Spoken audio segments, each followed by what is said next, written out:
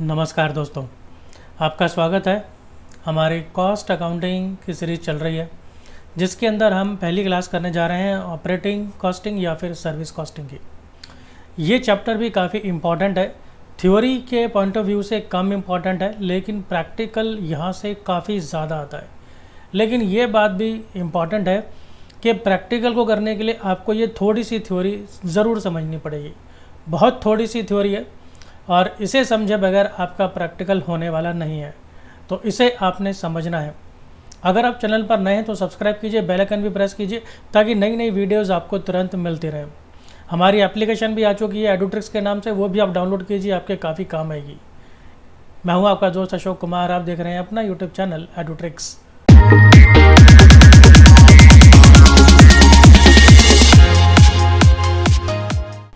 आइए शुरू करते हैं। सबसे पहला हमारा क्वेश्चन है भाई, सर्विस कॉस्टिंग क्या है and how cost unit, this is very important, how cost unit can be selected in an efficient manner.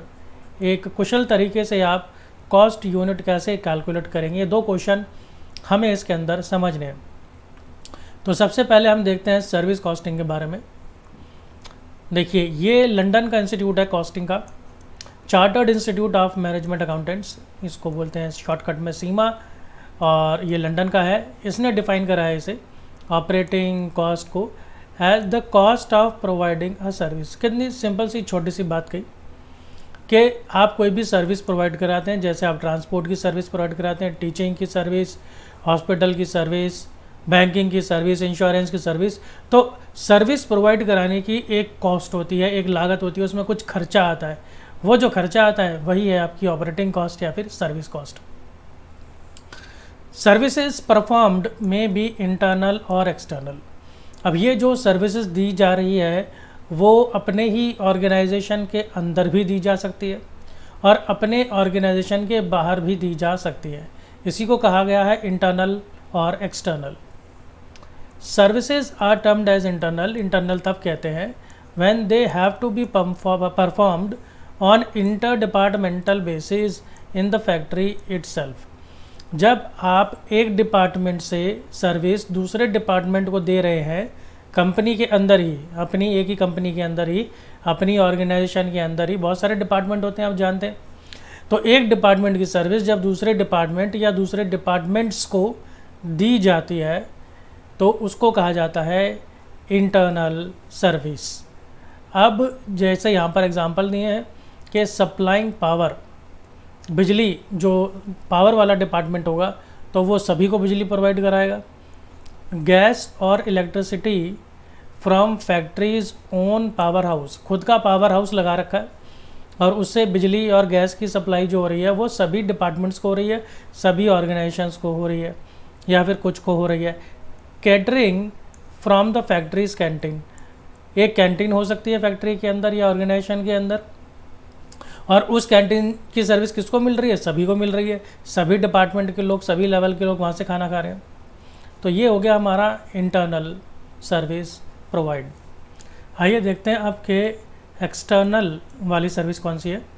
When they have to be provided to outside parties, जब अपनी ऑर्गेनाइजेशन के बाहर के लोगों को, बाहर की पार्टीज़ को सर्विस प्रोवाइड करते हैं तो वो एक्सटर्नल सर्विस हो जाती है।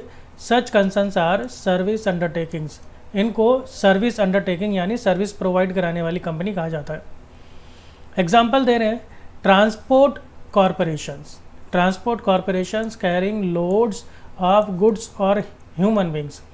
ट्रांसपोर्ट वाली कंपनीज जो सामान को एक जगह से दूसरी जगह ले जाती है या फिर लोगों को एक जगह से दूसरी जगह ले जाती है।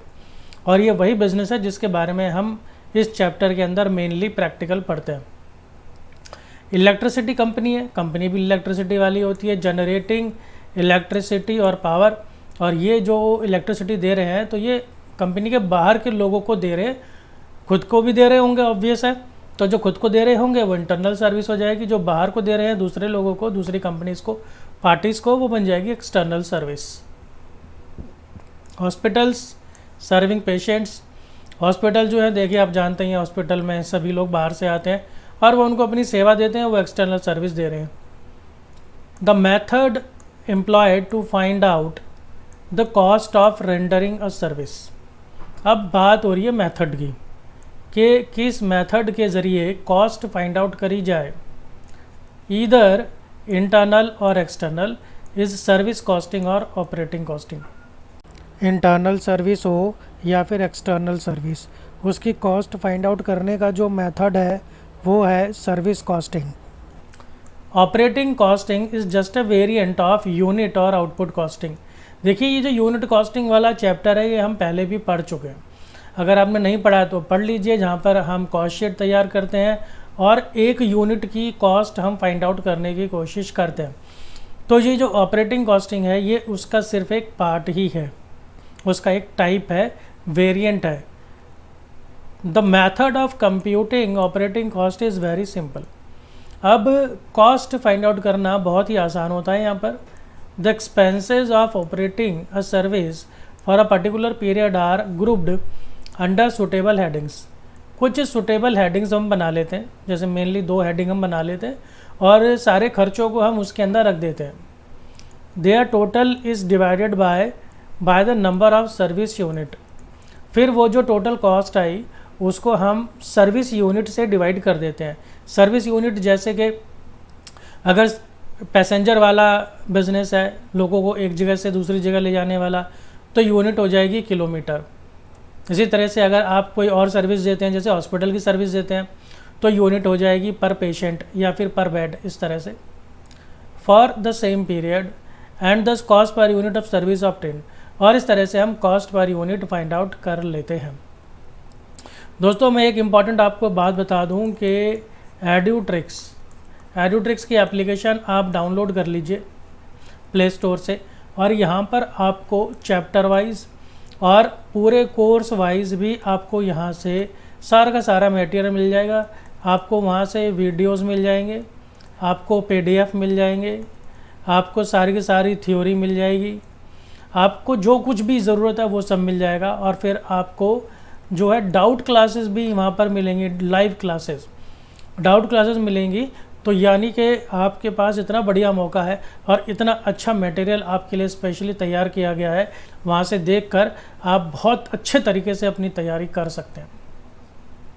अब हम देखते हैं अपना अगला टॉपिक। इसके अंदर जो एक और क्वेश्चन है कॉस्ट यूनिट का, देखिए a proper unit of cost must be selected. हमें एक अच्छी, सही, प्रॉपर, एकदम एब्सोल्यूट यूनिट ऑफ कॉस्ट हमें फाइंड आउट सिलेक्ट कर लेनी चाहिए in order to ascertain the cost per unit of service provided. जो सर्विस दी है उसकी कॉस्ट पर यूनिट कैलकुलेट करने के लिए, यानी एक यूनिट की कॉस्ट कैलकुलेट करने के लिए।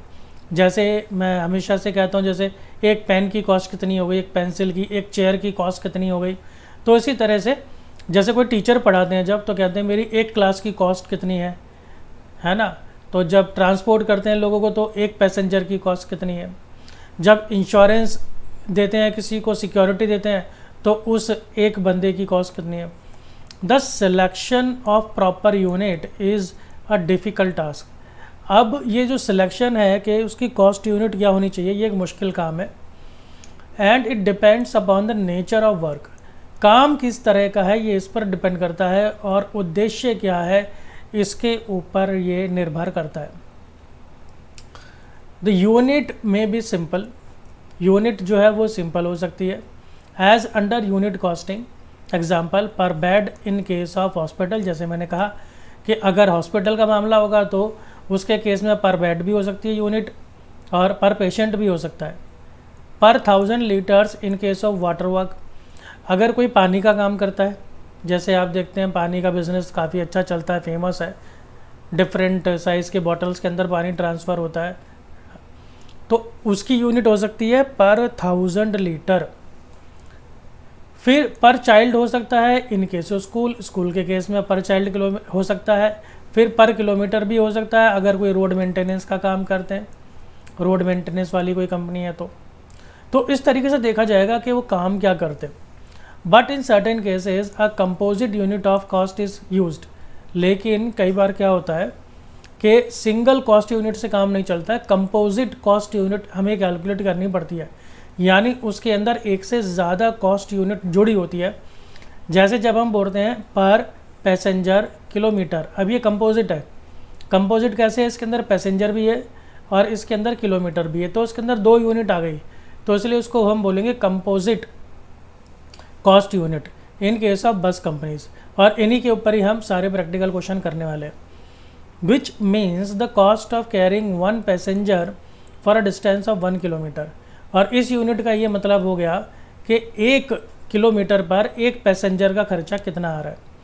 अभी आपके सामने एक लिस्ट मैंने तैयार की है, यहाँ पर आपको बिज़नेस बताया गया है किस तरह के बिज़नेस होते हैं, तो उनकी कॉस्ट यूनिट क्या होती है या फिर हो सकती है।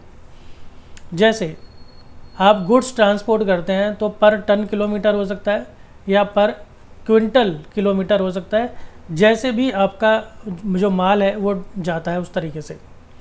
रेलवे या फिर बस कंपनीज हैं तो वो पर पैसेंजर किलोमीटर करेंगी, और इसी पर ही हम सारे के सारे प्रैक्टिकल क्वेश्चन करेंगे।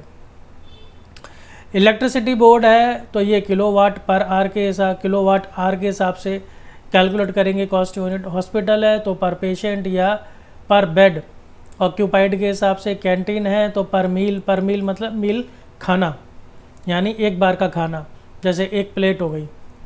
फिर वाटर सप्लाई वाले हैं तो पर 1000 गैलन्स। तो इस तरीके से ये कैलकुलेट करेंगे अपनी कॉस्ट यूनिट के आधार पर। अब इसके अंदर सिंगल कॉस्ट यूनिट भी है और कंपोजिट कॉस्ट यूनिट भी है। तो ये एक बढ़िया ज़बरदस्त अच्छा क्वेश्चन था जो आपको एक बेसिक नॉलेज देता है आपके सर्विस कॉस्टिंग के बारे में। इसका जो अगला क्वेश्चन है वो तो सबसे ज़्यादा इम्पॉर्टेंट है ही, क्योंकि इसी के अंदर हम सारी की सारी मेन चीज़ें पढ़ने वाले हैं जो हमारे प्रैक्टिकल में काम आएगी। दोस्तों, वीडियो को आप मैक्सिमम शेयर कीजिए, अपने यार दोस्तों को भी पढ़ाइए और इसी तरह से जुड़े रहिए। और मिलता हूँ मैं आपसे अगली वीडियो में। धन्यवाद।